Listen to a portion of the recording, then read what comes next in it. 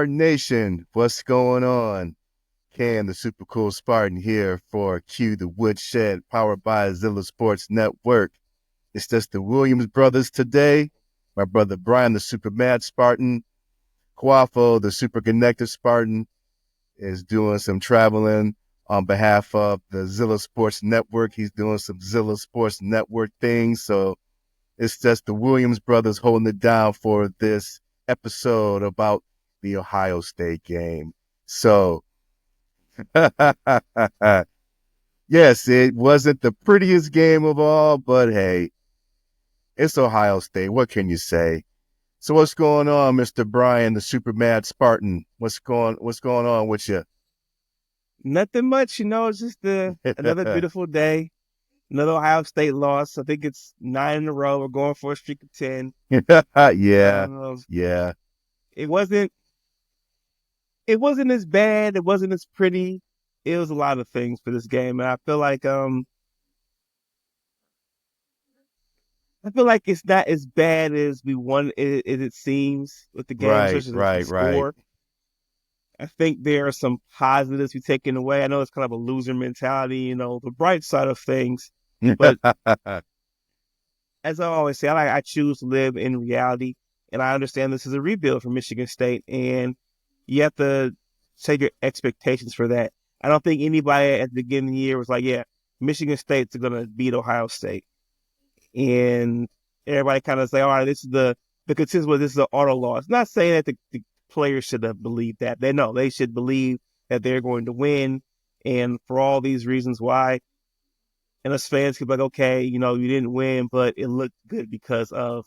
Now there was a lot of bad too, so we'll get there. But yes, right. Well, I'm gonna say before we kick it off, we'll do a couple shout outs here.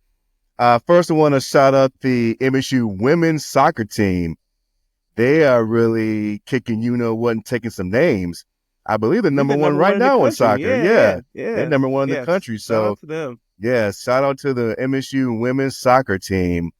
And then I also want to shout out our cousin, Mr. Demetrius Wilson, the defensive line coach at IUP football, Indiana University of Pennsylvania football. His team is doing phenomenal right now. They're 4-0 in their division. They whooped up on this team called Clarion. I think I'm saying it right. I got a chance to watch that game through IUP Athletics.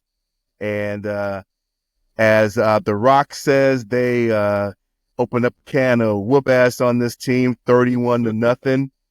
So I want to shout out our cuz, Demetrius Wilson, D-line coach for IUP, doing his thing. I told him one day the Spartan's going to tap him on the shoulder.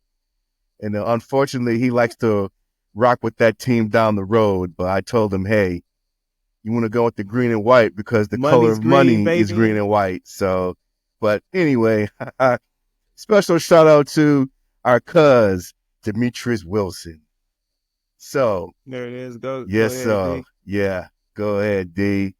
So, yep, as you were saying, Brian, about the Ohio State game for the initial thoughts. Yeah, my initial thoughts are similar to yours. Didn't think that we would beat Ohio State because Ohio State, they're the class of the Big Ten. They've been like that for a long time. And the only thing I wanted to see MSU do is compete.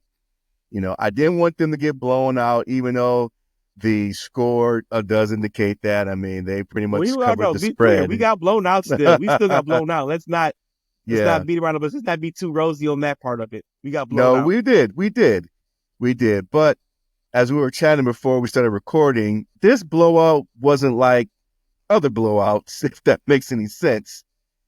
That, this team looked like they belonged on the field with Ohio State overall. Yeah, they moved the ball down the field.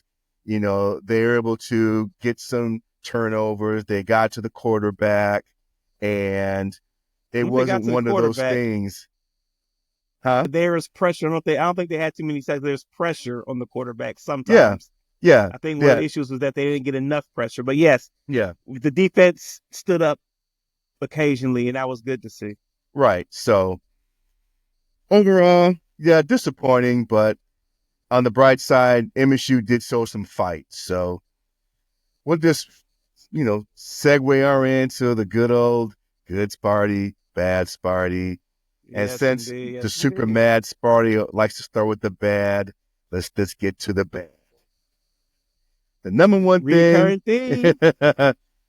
those those turnovers, boy, I tell you, those Turnovers, killers. turnovers, yeah, Let's be specific.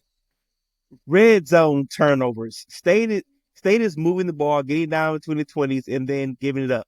And that's taking points off the board. I'm not saying 3 points are going to win you this particular game here and there, but it could come back to bite you. It has. yeah, We lost the game already this year because of turnovers in the red zone, taking points off the board. exactly. And this game was case in point. Moving the ball down the field, and first turnover, I think it was Jack Velling. He was in the red zone, got the ball punched out of his hand. He gets it First like turnover. catch the ball in the middle, 30-yard game going up the field. We're trying to fight back. OSU is put a field goal on the board. Our defense kind of stopped. They didn't break. They gave a field goal, but they didn't give the touchdown. So all right, Right, here's our chance to go ahead in the game. right. Turnover. So, and there are I three want for to the say this game. too. It's so. You watch the game with me. I can be kind of defeatist at moments. I promise you, I watched the right. game with Victoria and my brother-in-law, and when Jack Glennon catches the ball and he's running, I saw that OSU guy come right up, and he's gonna make him fumble because I was holding the ball, and as soon as I said it happened 2 other times with this game with turnovers. Just sometimes you can see it coming. Yeah, yeah. So, yeah, turnovers, and we just talked about the missed opportunities in the red zone. With those missed opportunities, who knows? I mean, we could have been tied going into the 2.5, halftime, but the turnovers killed us. Again, the missed Sir, I made a opportunities in the mistake. red The zone. Belling fumble comes after we get the ball and we get stopped on fourth down, therefore turn the ball over. OSU scored a touchdown, and then we get that fumble. It's just Yeah, yeah.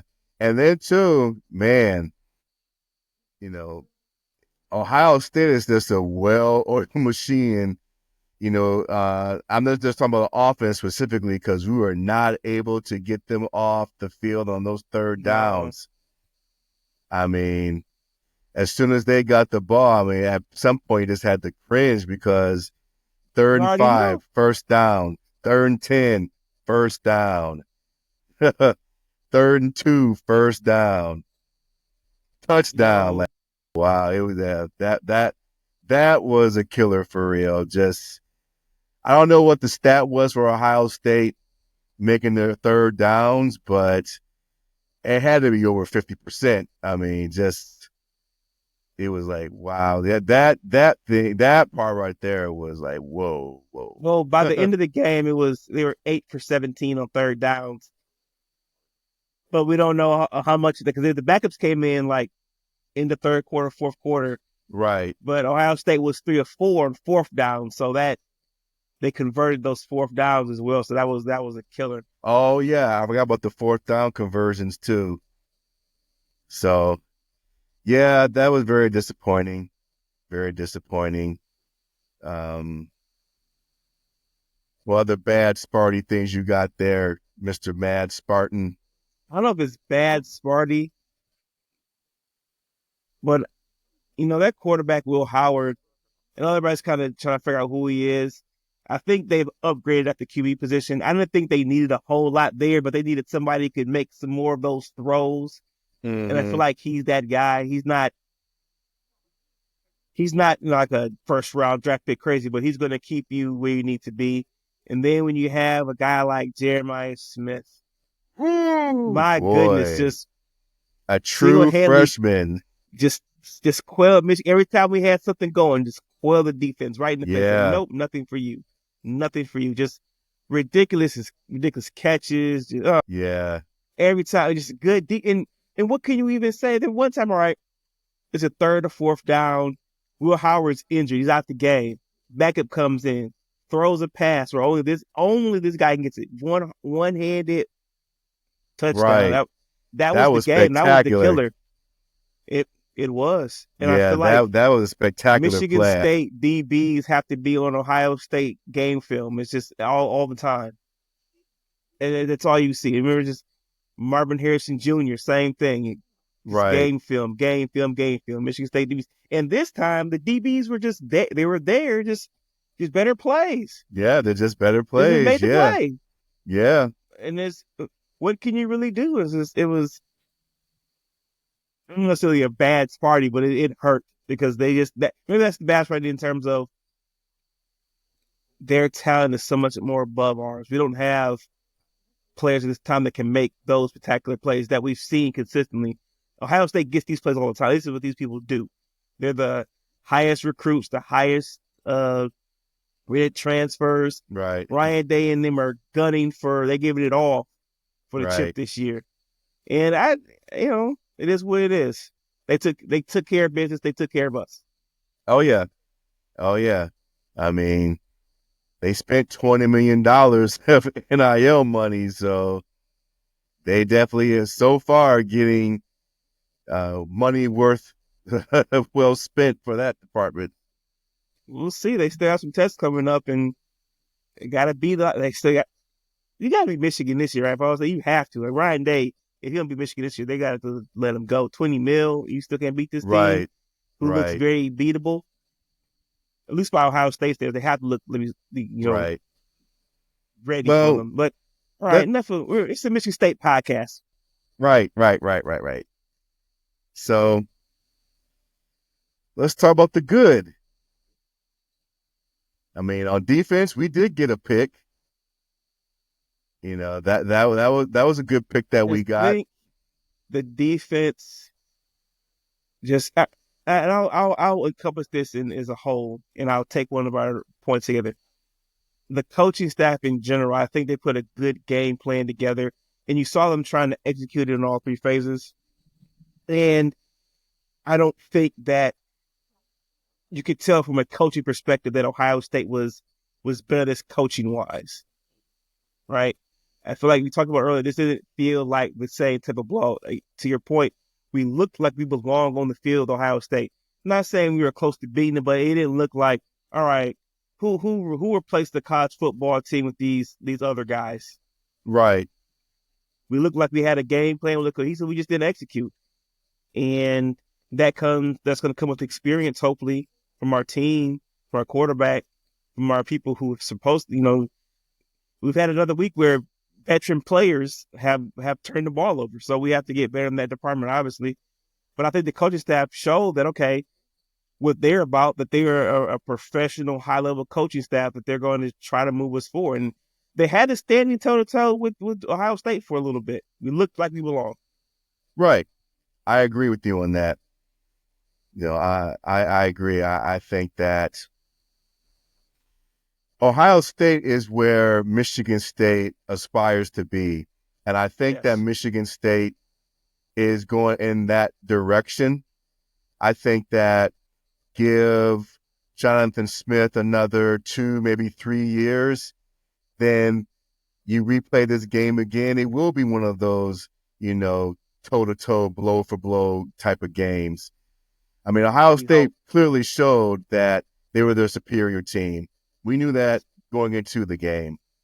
But, like you have said, at least for the first half overall, Michigan State showed that they belonged. I mean, minus the turnovers and, some of the other mishaps. But it wasn't like, Michigan State cowered. Because, I mean, if we just go back the past couple of years, I mean, you could just tell that, we're not ready for Ohio State. And it actually showed. I mean, by the time that it was halftime, it was like 28-0. I think the last time we gave Ohio State a game, like it looked like, oh my God, it was 2016, 2017, one of those teams. I think it was 2016. The 3-9 team was the last time it looked like, hey, we're there. We're Yeah. competing. It's a tight Yeah. game, but that was, but since then, like I said, we almost lost 10 in a row. Yeah. It's like, a good majority of those, like I said, haven't even been close. Only one game in the last 9 years has been close. But Right. we're trying to stick on the positive side of it. I'm gonna shout out the linebacker number 7, Jordan Turner. He had a game. It He seemed like did. anytime there was a play He made on did. defense, he was there. I know we talked about him in the offseason as one of the main transfers. I mean, the coach staff raved about how he was a really good linebacker and he's making all the plays. I think you saw it in this game, in a game where it mattered with the players. We already got the X's and O's about the Jimmys and Joes now. He was one of Hmm. the top Joes out there and Oh yeah, Jimmys, whatever most you want to call it. definitely. He had Yeah, a most great game. definitely. Yeah, he had a great game. And um the defense overall, I mean, they looked like you said, they looked like they belonged, up until, going to the half. But as we've been saying, pretty much for this whole Jeremiah Smith put us on our misery. yes, yeah, that kid, true freshman, woo. He's a spectacular, player. That's all I can say. He's yeah, that's that's all I can say. He's Uh, their Nick Marsh. I'll just say that. well, yes. Okay, we'll go. Speaking, I think Nick Marshall's had a birthday. So happy birthday to him. I think he's finally turned 18 now. Well, happy Um, birthday, Mr. Marsh. One of talking about the good Sparty. Not too many penalties. That's at least one spot that has been better. I think you only had 2 penalties the entire game. Oh, So that yes. so Special that's shout an out for that. improvement. Oh, major improvement. Major improvement. Still had those Yes. turnovers, so that's the rub. That Yeah. is the rub. Yeah. Other good thing we talked about is briefly. The offense did move the ball. We didn't cash it in for touchdowns, but again, it doesn't look like the offense is going to hold this team back. The biggest prohibitive thing again for this team, again, turnovers. Yeah. Move the ball well. And I know the running game hasn't been as great as we need it to be. And I feel like another thing you saw in this game was when Charles doesn't press, how just good he is. I think one point he was 8 for 8. He's dealing out there, but we have the turnovers. Right. And then when we get down and we need a play, he presses, he eventually throws his pick. Right. Right. I'm still encouraged. I'm on the Aiden Childs team. I have a fear that he reminds me a little bit of the old Nebraska quarterback Adrian Martinez in terms of, you could see all the talent of the world, but he always has that turnover. When is it going to happen? Right. And I'm not saying that's Aiden Child's story right. That's going to be his story, but it's definitely the story right now in the beginning of he's turning the ball over way too much. In this game, I don't think it mattered a whole lot because we were already down. He's pressing, throws a pick. Okay, yeah, it wasn't great. But up until that point, he'd been fairly well. He gets hit, fumbles the ball. It happens because our O-line is not the greatest. And Mm. he makes them look better than they are in pass protection. But for the most part, they've been good. But I'm just saying there are reasons why he looks the way he looks. Yeah. I was very impressed on that lone touchdown drive they had because Yeah, it that came out the play, interception. They were right there knocking the door. They have to score at that point, right? yeah, yeah, it was good to see. I mean, from what I saw, it looked like Childs had saw something that he liked matchup wise, and he exploited it. And was it Glover who made that touchdown? It was Glover, yes. Yeah. So I definitely like that. And like you were saying to your point about Aiden Childs, yeah, he made a lot of good decisions throwing the ball. He wasn't, over. It wasn't like he was like a deer in the headlights, like, oh my God, I'm playing against Ohio State. He stepped on the field, he did his thing, he wasn't scared, And for the most part, outside of the turnovers, he did his thing. Yeah, but, like we were saying, Ohio State, they're the better team. They just have the better talent. But I think give the coaching staff another 2, maybe 3 years. And I think that, with the maturity and what we currently have, you add more players that you're looking for, to really get to the point that you want to get to compete. I think, Ohio State, I think Michigan State is on Ohio State's radar, I think, after that game. Because even Ryan Day said after that game from an article I read that even though, they blew us out, he does say that it looks like MSU is going in the right direction. So I think that's everybody something. can see that. I think that, that's something Ryan Day will keep on his mind. Because even when, we don't play Ohio State every year, so I'm sure the next time they'll match up. Yeah, the next time they match up could be a better result. And 100% agree with that. And one thing I want to bring up, I don't know if it's necessarily, it's not a good Sparty. It was just kind of just something I noticed. And just because I had the game playing, I'm just coming up. Michigan State missed too many opportunities to make plays, game-changing plays on offense and defense. Yeah, that's true. If you're going to beat a team like Ohio State, you're going to have to make those plays.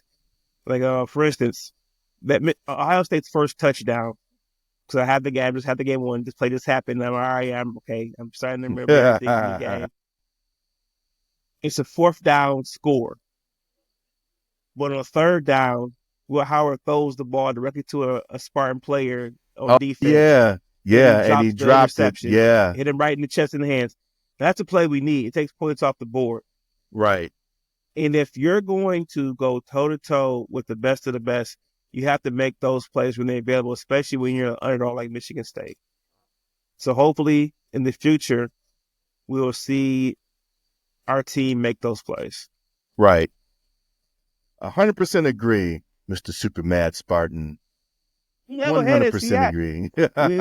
If it was day of instant reaction, people will understand, like, oh, Brian was, I see what he calls Super Mad Spartan. Oh, yeah. They haven't seen you unleash yet. Yeah, maybe one day we'll do a little bit more instant reaction, and I can be a full fanatic. Nah, right. For sure. So even though that, our super connective Spartan isn't here with us, he did send me a text about his word on the street. And it's about our upcoming battle against Oregon.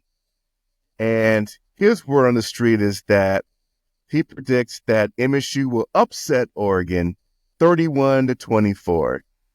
So having said that, let's just transition into our preview against those Fighting Ducks. For some reason, Vegas likes to use that magical number of 24 for us to get our tails whooped. So Oregon is just like Ohio State.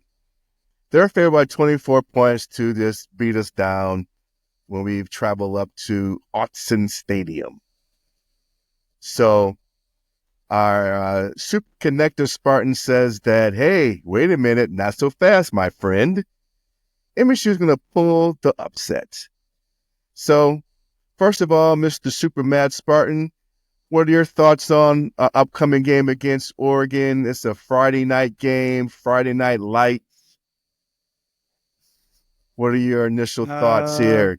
You think Quaffo is right, or you're like, I hope that he's correct. I'll be rooting for us to win in any type of fashion, the victory. I don't care what it comes. Controversial, not controversial. A victory for MSU is a victory for MSU. Right. 8-7. 6-3. You can win 7-6. A red box bowl score. I don't care. Right. That being said, it's hard for me to see Michigan State winning this game unless Oregon has a fall apart game. We play our best game we've played to this date under Jonathan Smith regime, because we haven't seen a clean game yet. a game where there's low penalties, no turnovers. All those things aren't deciding factors in how the outcome of our game. Um, Oregon's a beast. They've seemed like they're starting to round into form. They have a decent opponent coming into their stadium on a Friday night game, so it's tough. I know State has been on the road before. They looked fairly decent sometimes. Of course, minus the turnovers. Right. Uh, I haven't seen it from the State team yet of them putting a full game together that gives me confidence that they can go into Oregon and win this game. Now, I'll be rooting for it. I think they can play up. Jonathan Smith and some of his staff do have, they've played against Oregon for several years when they were in the Pac-12, Oregon State. So there's some familiarity there.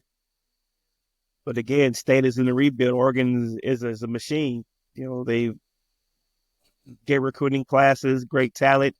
They're willing to spend the NIL money. So we'll see. It's another test game for Michigan State. What are we looking like? And what can we do? I don't think anybody had us winning this game beginning of the year. It definitely wasn't a win on my book. But No, it what can wasn't they mine do either. to make that reality of a win a reality? Well, I think there are a couple of things that are in MSU's favor.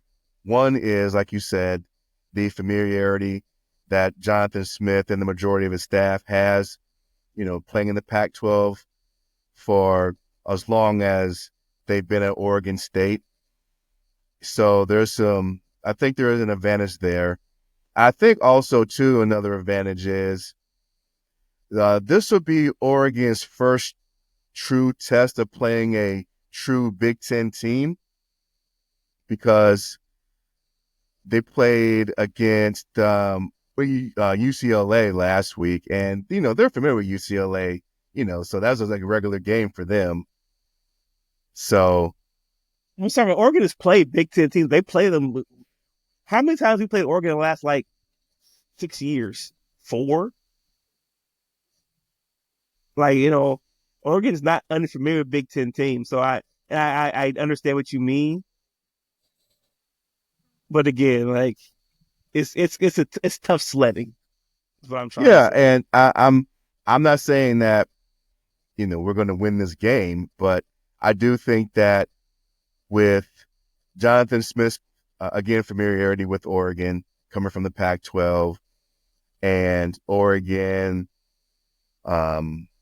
not playing Big Ten teams, them like true Big Ten teams, on a consistent basis because they're coming from the Pac-12.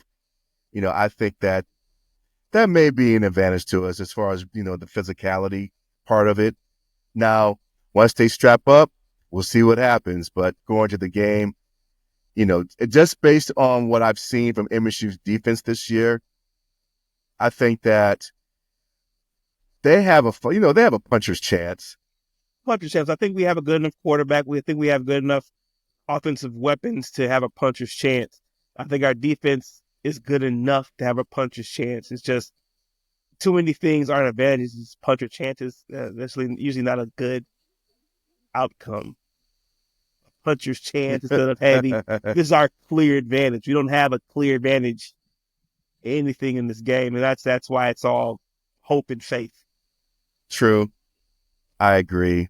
But hey, Quaffle could be right. He could We be. could. I hope he is. Root for the green and white, baby. Right. All day, every day. But yeah, it's going to be a tall task. It's going to be a tall task. So, but like you said, we'll be rooting hard for the Fighting Smiths, spoiling Oregon's night. I did read that Oregon is going to be wearing one of their many special Nike jerseys. I forget what this specific one they're wearing. It's all yellow. I know that. I know it's all yellow. So I guess it'll be like a yellow out or something. Oh, okay. Right. Do what we do with it. Right, you play the red bandana game. Everybody's special night games right now.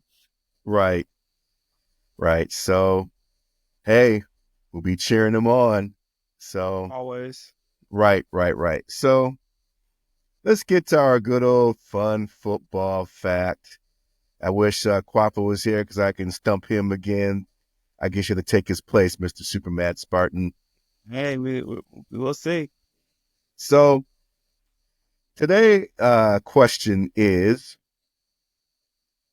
in the football series between MSU and Oregon, who is the leader between those two teams? Who do you think has more victories in the Oregon? OSU Oregon series? And how many victories MSU do you Oregon, think you Oregon? mean? Yeah, MSU Oregon. If I didn't say MSU, I'm sorry. MSU Oregon. Who 10 leads the lashes. overall series?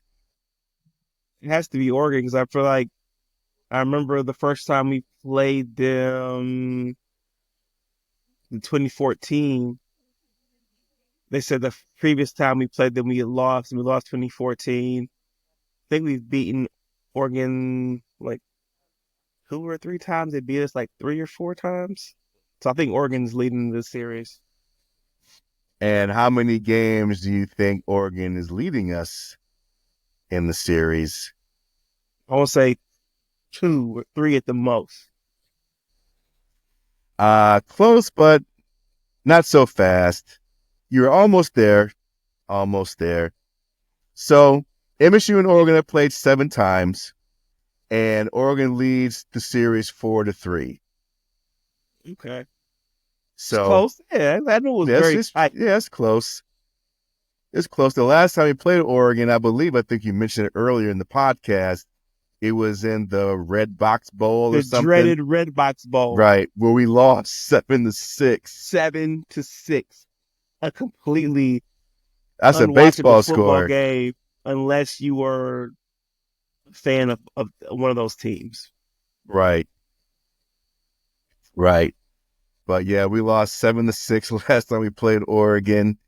Prior to that, I think we beat them in Yeah, that Spartan was the Stadium. 2015 year. Yeah, the year we went to the We went to playoff. that game.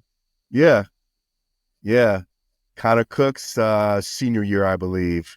Yes.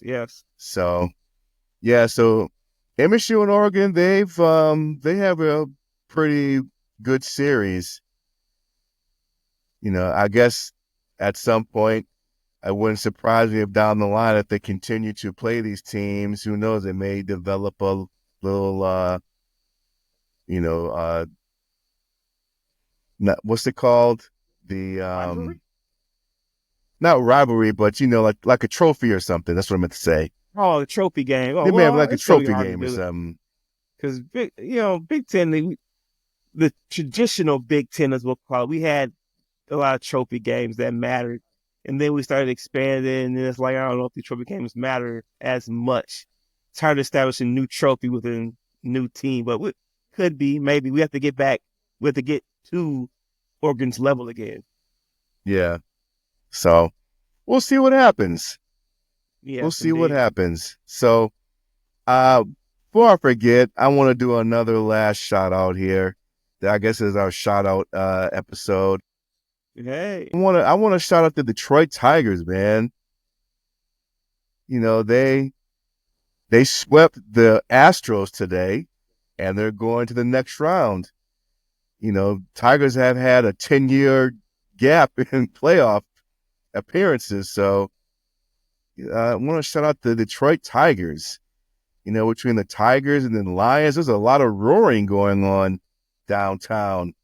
Animals. So, special shout out to the Detroit Tigers.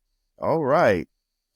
So, well, other than that, any last words, Mr. Supermad Spartan? The future still looks bright. I still think, regardless of the score, I'll give I'm not a big moral victories person, but we looked better. I'm still on the Aiden Childs bandwagon. I feel like he's still our future quarterback. I think he's still going to lead us to high places. So we got to just keep on going with the process. I think the rebuild is going fairly well. And so he's going to keep that perspective and that mindset as for Spartan Nation during these tough times, during these tough games. Yeah, I agree with you there that I think we are on the right track, and it's just have to get through the tough sledding, as you said. I think once we get past the Oregon game, I think the rest of the games are a little bit more manageable as we get deeper into the season. I think the majority of the teams that MSU will play will be at an equal level. So, yeah, I think that, like you said, MSU is a chaos team. So I think that they can compete with pretty much anyone, I'll say outside of Ohio State and Oregon. I mean, they're top of the cream of the crop right now. But as far as everybody else, I think MSU has a good shot. I mean, I know right now, if we stop turning the damn ball over, yes, we have a great shot at beating most teams in the Big Ten. Gotta stop turning the ball over, most definitely. But I know in the here and now, everyone is creaming over Rutgers and Indiana. Rutgers has an easy schedule. Indiana, now I'll say Indiana looks like a damn solid team. Like they look good. Rutgers, they look good, but I'm skeptical because their schedule, they basically avoid everybody. Any everybody really good team in the Big Ten. So yes, their record's going to be good. It should be. They're a solid football team. But like I said, we're a Michigan State podcast. Hey, I agree. I'm just doing a little forward thinking here, as we get deeper into the season. But for now, don't get me started. I can expound my hate on the rest of the Big Ten. Anybody, I don't know. Oh yes, you can. Timely. Oh yes, I know. I only root for Michigan State. Your madness has no boundaries. So any of these other teams, I'm not really rooting for. The only other team that I can see myself saying I don't mind they win is Ohio State, only because I've been when I was in the John L. Smith, they was losing to Michigan so much. I was like, well, Ohio State can beat them, and then that's what I had to live through. So I'm one of those people. But again, it's all about the green and white. All about the green and white. Yes, sir. Yes, sir. Well, all right. Another episode in the books of Cue the Woodshed. I'm Ken, the super cool Spartan. Laying it down with my brother, Brian, the super mad Spartan. Quaffo, the super connector Spartan. He'll be back online with us next week. Till then, go green. Go white. We out.